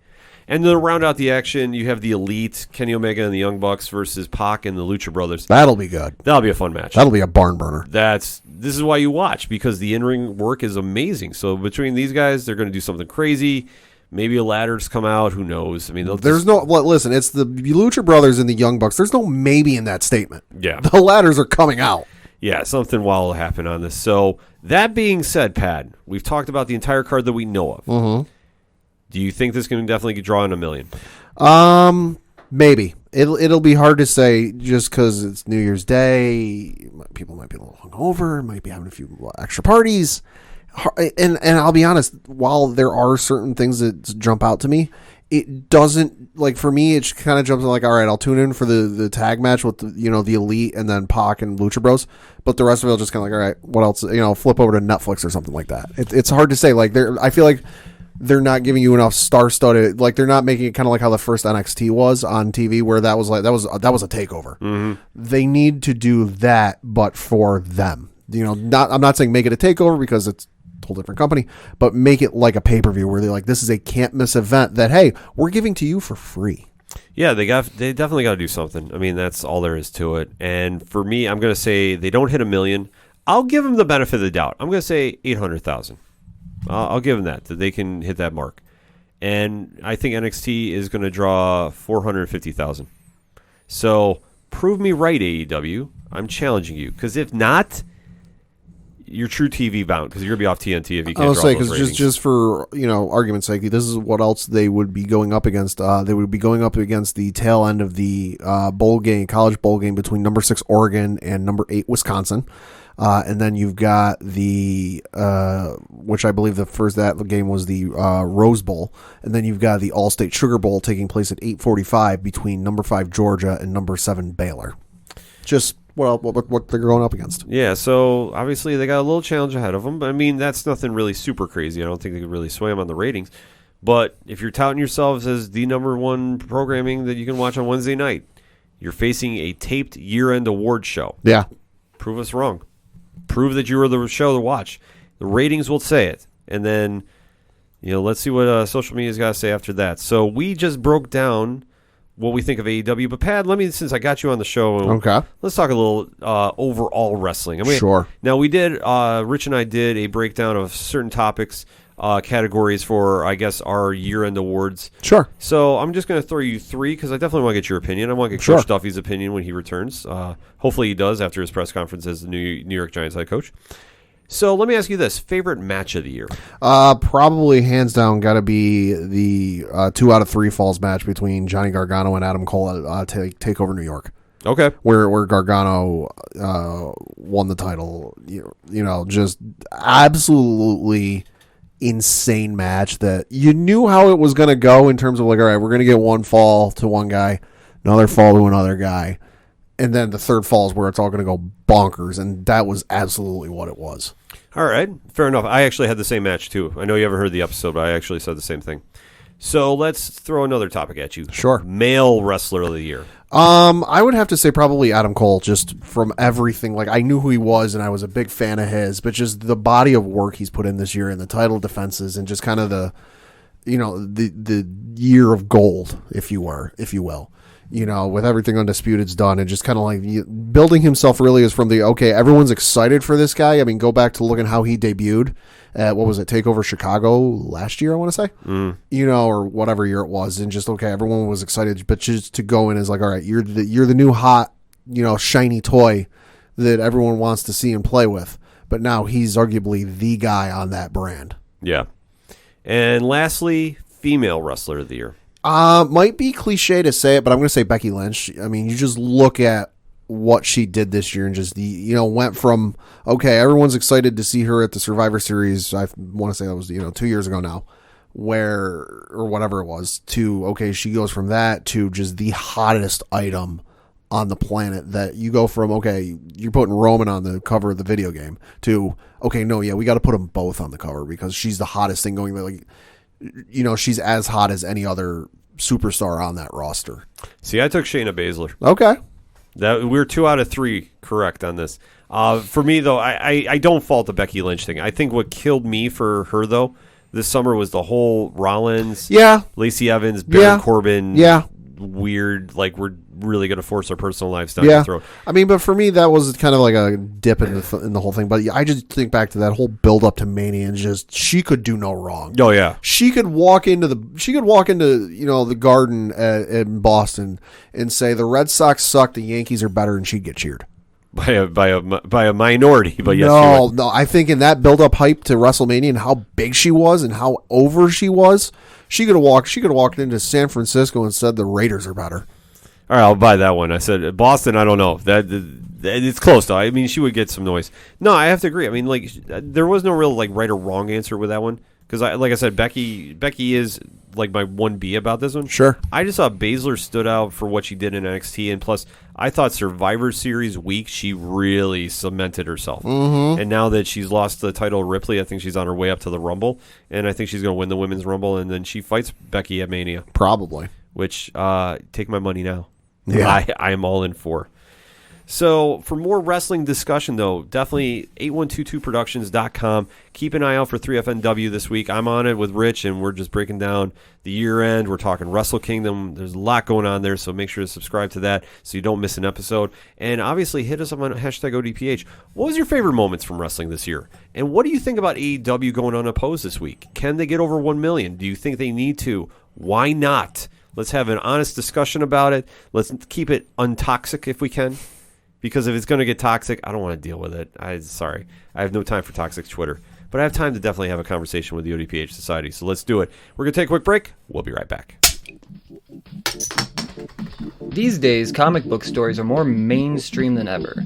Unfortunately, not everybody has the means to be able to consume all of this greatness well. If you were to join me, Brian Wayne, on the Cheers to Comics podcast, I will help guide you through the rabbit hole that is comic books. Whether you're a brand new reader that just walked out of the latest blockbuster summer Marvel movie event and just have to know the source material, or you're an old dog and just want to get a different perspective from another reader, this is the podcast for you. And when I say comic book podcast, this is a comic book podcast. No filler material. I save all of the movie talk and all of the stuff outside of the illustrated, written world of comic books for all of the other podcasts out there. This is for comic book junkies and aspiring comic book junkies only. So tune in with me, Brian Wayne, 3 times a week. We'll be going over dozens and dozens of books in an overviewed fashion, not necessarily a review manner. But beyond that, I hype you up every week on the books coming out on the next week coming, as well as a bonus episode. And that could be anything from me dedicating an entire episode to a single story arc, or potentially even a kick-ass interview with a badass comic book creator. So if any or all of that tickles your little fancies, join me, Brian Wayne, and the rest of Slurred Nation on the Cheers to Comic podcast as I kick back drinks and drop all types of comic book knowledge. Cheers. 2, 3, 4. Hey, this is Johnny Moose from Excite Wrestling, and you're listening to the ODPH. I didn't mess it up. I thought I would. Right now, back to the guys.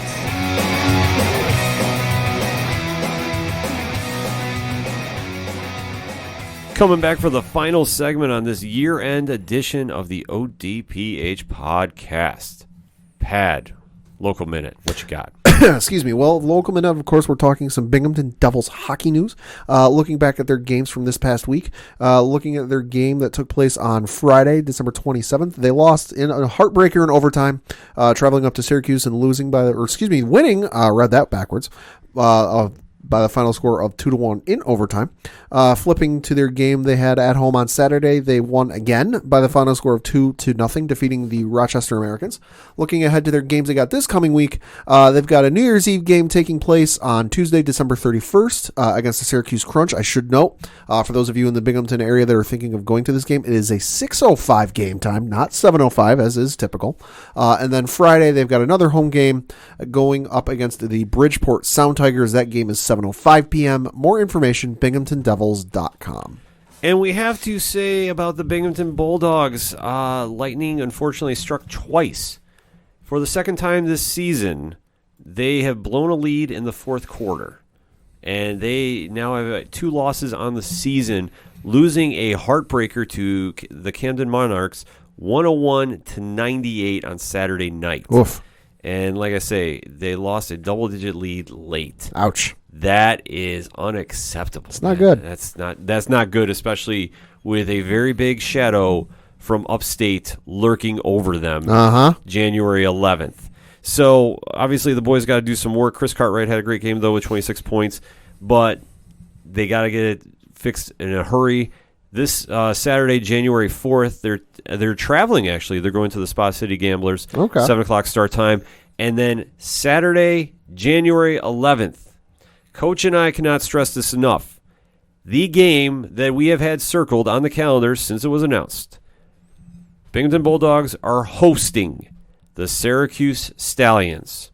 The storylines are all there. It is going to be the most highly talked about game of the Binghamton Bulldogs season, bar none. Bar none. Even with the Elite Eight coming here to Binghamton and the All-Star game coming in April. No. This is the game everybody's going to be talking about. So that being said, according to the Binghamton Bulldogs Facebook page, the 9th-ranked Binghamton Bulldogs and the 5th-ranked Syracuse Stallions game has only 71 tickets left as of 5:30 p.m. Eastern Standard Time on Monday. So if you want to go to this game, BinghamtonBulldogs.com has all your ticket information. Clock's a ticking. The clock is ticking. They're not selling them at the door. So if you want to get a ticket, you got to go early. Coach and I and the dog have our tickets. Ooh. There's a few other people that said they got to step their game up. So I'm telling you right now, step that game up because this is going to be the most highly anticipated game. The most heart is going to be left on the court. Binghamton and Syracuse, this is rivalry. This is on a lower scale, Boston, New York. Very much lower scale. Very much lower scale. This is Ohio State, Michigan. Very much lower scale. North Carolina and Duke. On a very much lower scale. Yeah. But this is still going to be an absolute leave it on the court, put up or shut up. It's going to be the Northeast version of the Lakers and Celtics. Yeah, okay, maybe not. It's going to be a wild night. It's going to be a great night of basketball. Like I say, it's just the Bulldogs got to get that momentum because, like I say, when they have teams on the ropes, they got to close it, and you can't go in with a bad loss to face Syracuse because Syracuse is coming in with bulletin board material. They're ready to go. This is going to be a very personal game. Mm-hmm. So definitely BinghamtonBulldogs.com for more information. Get your tickets if you can make it because it is going to be one hell of a night. And we also have to plug this Saturday, January 4th, Excite Wrestling returns to the X at the Oakdale Mall. Cage match, Matt Tremont versus Stockade. It's going to be a great night of indie wrestling. So if you can make it down, definitely get down there. Go see Johnny Moose. I'm sure you're going to see some wild action happen Saturday night. You might see me flip out because I'll be watching the Bills game from my phone. So I'll be in the crowd going absolutely bananas. ExciteWrestling.com for more information on that. I got to talk to Moose about hooking up the game on the Video Titantron. I'm going to put it out there. We'll see what happens. It's going to be a sellout crowd too, so get your tickets early as well. So we don't have any locks and leaps anymore. No. I mean, we could do it for playoffs. Nope. But Pat wants his chip. Championship. Two-time? Yep, I'm taking care of that as well. I need to talk to Rich from 3FN because we came up with an idea. I just need to run it by him to finalize it to make this happen for you. So any victory speech you want to say? I thank all the little people for letting me get here to where I am. I want to thank Coach Belichick for teaching me the ways of defeating my opponents ruthlessly through ruthless aggression. And opponents, come at this chip next year. Although I want to be a 3-time. I want to join the 5-time club. Well, Pat, I've already told you what I was thinking about doing, so I guess maybe we'll kind of tease it a little bit more. I have figured out a way that we can invite some more of our podcast friends to get in on Locks and Leaps without going absolutely crazy and driving me insane taking stats. This is true. So I've already thrown out one feeler to Brian from Cheers to Comics, which I guested on his year-end show this week. Definitely go check that out. Cheers to Comics is an amazing podcast if you're into comic books. We'll have the link up on the ODPH homepage very, very shortly. If not, at OD Parlay Hour, you can find the retweets. They're all over the place because it's that good of an episode. Brian might be joining us for Locks and Leaps next year, along with some other indie podcasts, but it's by invitation only. So our fellow indie pods, if you are interested in doing some Locks and Leaps, just start interacting with us and let me know, and I'll definitely see what happens. Who makes the cut next year? And I want to thank my Lord and Savior, Tom Brady. All right, that's it. I'm definitely making it happen. I don't want to hear the Pat 3-peat speech. But congratulations, sir. Thank you, sir. You definitely did your thing, and obviously Locks and Leaps is not easy to win, let alone 2 times. Twice in a row. So like I said, I have something cooking in the wind, so Stay tuned for that next year. But we have to talk about this year. And we have to say year in review. Yes. So we'll do that because the coach isn't here. We'll definitely, if we're going to do any wild card picks this weekend, we'll post them up on a blog. I'll throw them up on a blog this weekend. Year in review, 2019, year of sports, absolutely a crazy year. Any one moment you say is your like most memorable sports moment? I would say obviously the Patriots winning the Super Bowl was a very memorable moment for myself because yes, I know it was the 6th time I've gotten to see it, but it was the least stressful of the 6. Yeah. I will say this, even the 2 they've lost that I've been fortunate enough, or unfortunate enough, I guess I should say, to watch, the 3, now that I think of it, Lord, I blank them out of my memory, and I just forget how many times I've lost in the Super Bowl. They've all been, like, you could sit there, and if there was, like, a camera trained on my head, and you slow it down into, like, super slow motion, I'm pretty sure you would have been able to see the gray hairs coming in throughout the course of the 2 Giants games and then the Eagles game. But obviously the Patriots winning the Super Bowl is one. And then I think the other one that might be even more is going to a Yankee game this past year where they were playing the Arizona Diamondbacks in, I want to say it was July or maybe August. I can't remember. And, getting to, oddly enough, it was the end of July. It was the day of the trade deadline because I got to see Zach Greinke's final start with the Arizona Diamondbacks, and then he got pulled and promptly traded to the Houston Astros. So that was a wild moment to sit there, because we were sitting on the field level seats and we could look up and see the TVs which had the Yes broadcast, and they were showing footage of Zach Greinke and his wife or whoever was with him leaving through the bowels of Yankee Stadium after he got traded to the Houston Astros. So that was wild. But I think the bigger moment for me with that was I brought my girlfriend with me to the game, which she'd never been to a professional baseball game. She'd been to a bunch of Rumble Ponies games and she loved going, but she'd never been to a major league stadium. So getting to bring her and my brother and just having a great day to watch the Yankees win, and getting to see a lot of home runs. It was a lot of fun. For me, the biggest sports moments are like the ones when you're surrounded by family and friends. Yes. And you have that interaction. And like, obviously the Super Bowl this year, we had a great party. The ODPH Super Bowl party was awesome. Obviously the Patriots winning was not my, favorite moment, but hey, I give the Devils their due every time. The Patriots did their thing. They shut down the Rams. What was better, that or the halftime show? Oh, that's a good question. Because even I'll admit, the halftime show was bad. I believe we were watching NXT, if I'm not mistaken. Yeah, we were. Yeah, we were. I've already blocked that out. See, most of that game I blacked out, and I blocked out the halftime show. But NXT was on point that night, though. But I would have to say, like, for me, one of my favorite sports moments of the year had to be when we were over at Dragon Master Games with 3FN, Rich Ron and Diesel, and I believe Dog was there. I can't remember if Lamar Hawkins was there from Excite Wrestling or not. And Jorge Masvidal, with the knee shot heard around the world, knocking out Ben Askren, and seeing everybody lose their mind. Like, you heard everybody put their phones down and just go, oh! And just everybody lost it. And I think we all got on Twitter and we were just like retweeting that knockout. Oh, yeah, all we night. were. Yeah. And I mean, that was just a cool moment.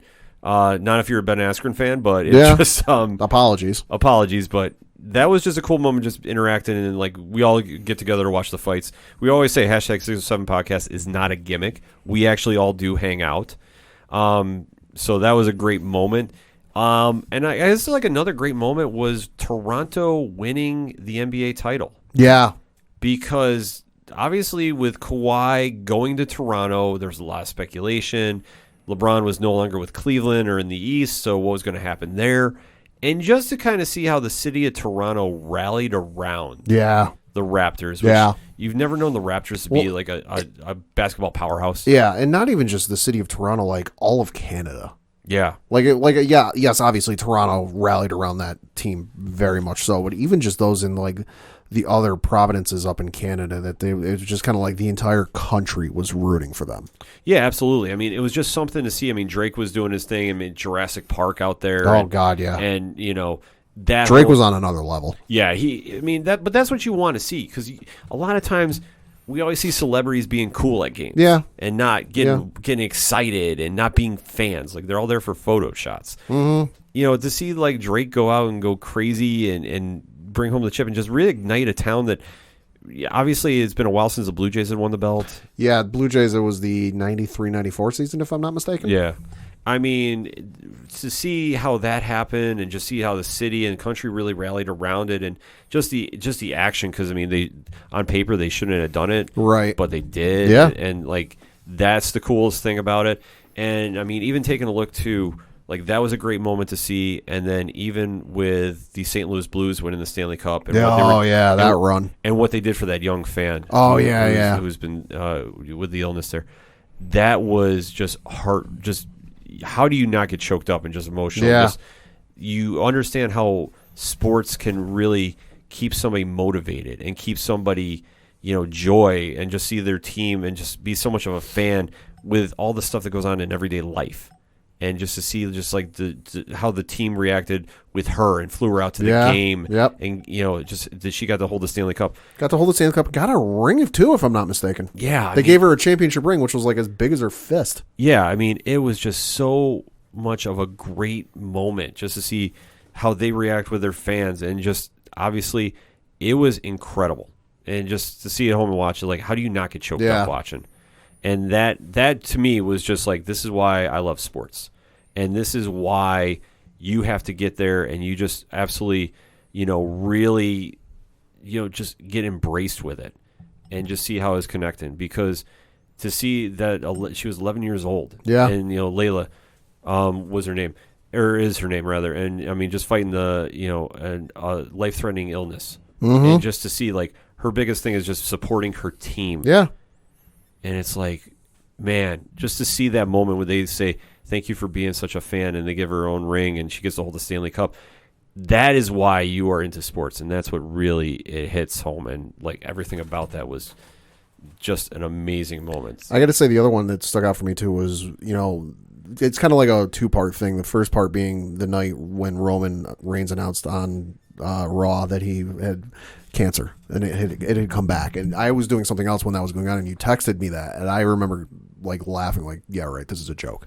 And then you're like, no, it's serious. And then I looked at the television and I was like, oh my God, no, it's true. And then on the flip side, for him to come back and say, hey, we didn't just swing for the fences, we hit a home run, I'm in remission, because he had leukemia. I've known somebody who fought leukemia and lost, and I know how hard that is for anybody of any age, child, adult, senior citizen, what it's like for them to go through leukemia. And the person I know fought it twice, beat it the first time, lost the second time. I know how hard that is for them at any age. To see him come back and go, hey, we beat it. I beat it. Thank you, everyone. That was just awesome. Yeah, because I remember when that first came out, like, people were thinking it was a rumor and like a bad joke that the internet runs with. Because unfortunately, you have assholes like that on the internet. Mm-hmm. And like I said, when I texted you, you're like, "What, you kidding?" I'm like, "No, this is dead serious. Like, he is actually sick." And obviously, being somebody that's lost somebody to cancer, this to see somebody come and just absolutely fight leukemia and kick its ass and fight back from diseases that, are absolutely hell to go through, and just see how the reaction of the fans were to him succeeding and beating that disease. I mean, that's just, like I say, it's one of those moments that just really, it hits you and reminds you of, like, sports are one thing, but being just humans and caring about other humans is another. Mm-hmm. And, we need more of that in 2020. More caring. Less bullshit, less toxicity. Yes. So that being said, the music you hear on the show is out of Fair City Fire. Brian Wolf came into town this past weekend and absolutely killed it. Did a great rendition of Born to Run by the Boss. Yeah, that was great. He said he's got some music coming out along with new Fair City Fire coming out in the next year. They have a lot going on. FairCityFire.com, or just swing through OchoDuroParlayHour.com/music. You can find out about them. You can find out about Shout at the Robots, one of the best bands on the planet, and they're even better human beings. I cannot speak highly enough about the four of those guys. They are so willing to allow everybody that's down with the hashtag 607 podcast to use their music, and whatever we need of them, they're always like, they drop what they're doing to help us out. Shout at the Robots is poised to have a big year in 2020, and I cannot wait to see them absolutely tear the fucking roof off the place when they just take over 2020, because it's going to happen. Same thing with Floodlands. Those guys are amazing. That they're actually due to come back on the ODPH relatively soon.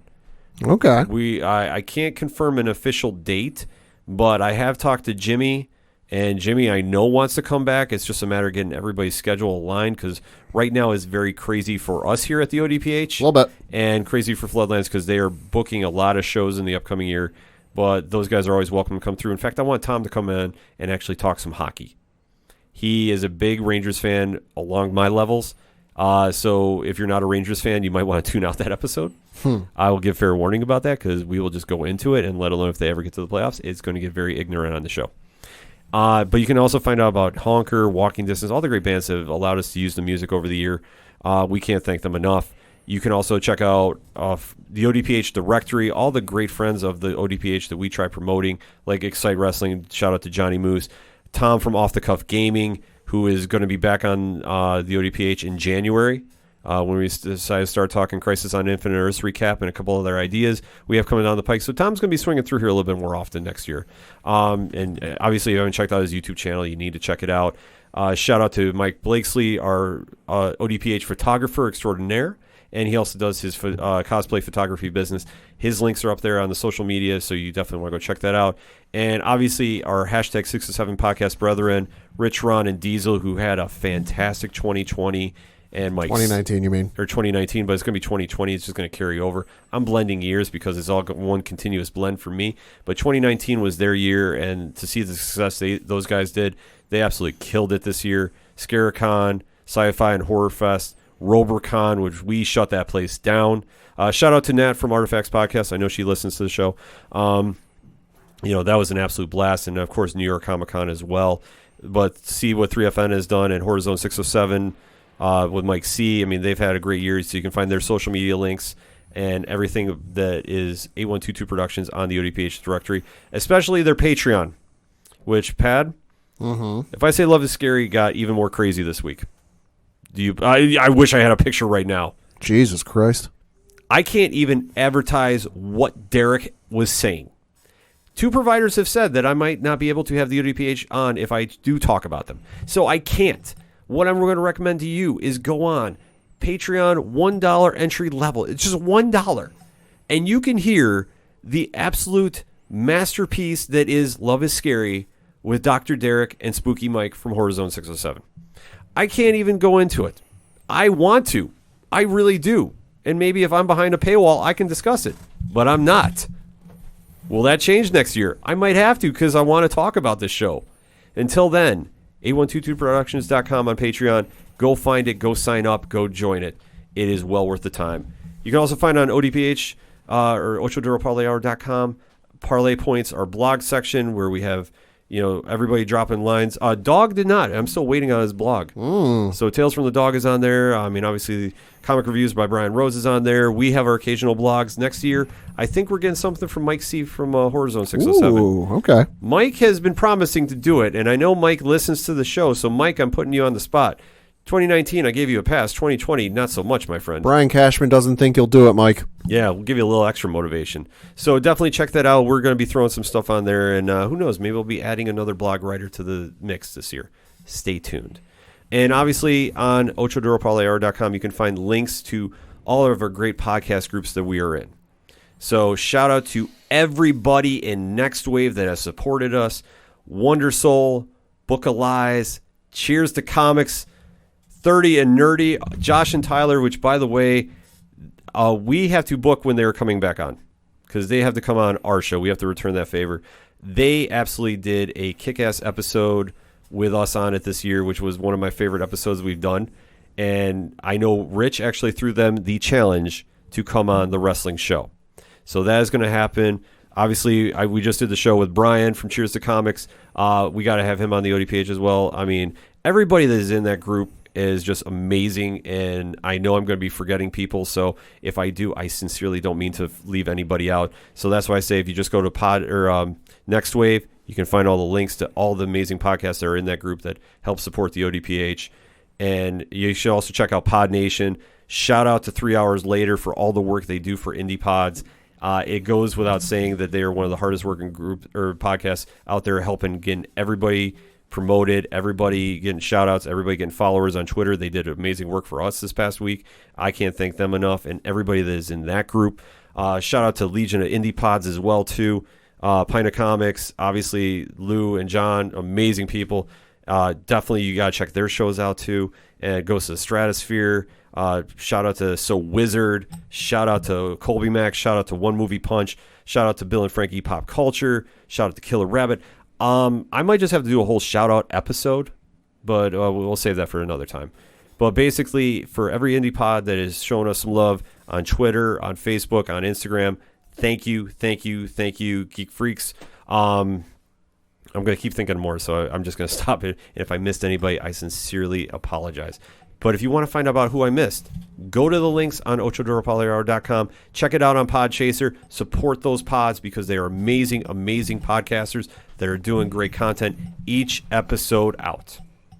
Pat, anything else you want to close out the show with? Thank you for a great 2019. Here's to a great 2020. And John Calipari, still coaching Kentucky. For Coach Duffy, who's not here, thank you. For Padawan Jay, thank you as always for the amazing work you've done over the year for the ODPH and many, many more years to come. I am your host, Ken M. Thank you, the listener, who has taken the time out to give us your valuable time, and we hope we have entertained you throughout the year. Shout out to CJH and shout out to Dre. Shout out to Colin. Shout out to everybody in the ODPH Society. We sincerely appreciate you listening to us. That's all I got for this week. Thank you, as always, for listening to the ODPH podcast, better known as the Ocho Duro Parlay Hour. Happy New Year. We'll see you next time.